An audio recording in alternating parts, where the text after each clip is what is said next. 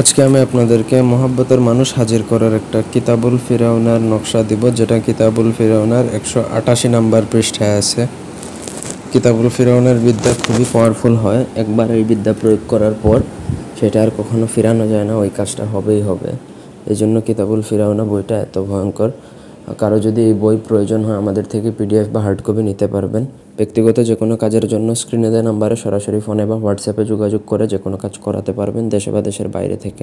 স্ক্রিনে যেই নকশাটা দেখতে পাচ্ছেন এটা স্ক্রিনশট নিয়ে জুম করে দেখে নেবেন।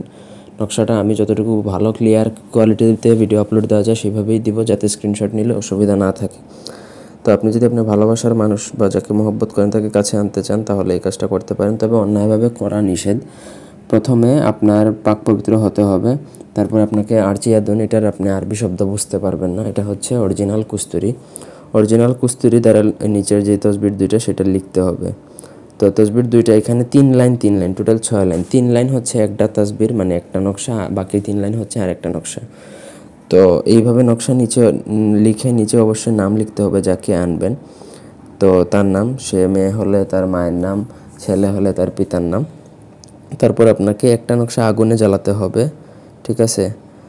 আর টোটাল আপনাকে ওই কস্তুরি কালি দ্বারা আপনাকে নকশা লিখতে হবে 2টা।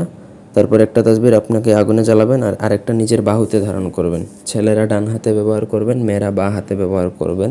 ব্যাস আপনার কাজ শেষ। 72 ঘন্টার মধ্যে কাঙ্ক্ষিত সেই মানুষ আপনার কাছে ছুটে চলে আসবে। আসার পরে আপনি বাহু থেকে সেই তাবিজটা আপনাকে খুলে নদীতে ফেলে দিতে হবে, আর যেটা পুড়ালেন ওটা তো পুড়িয়ে ফেললেন।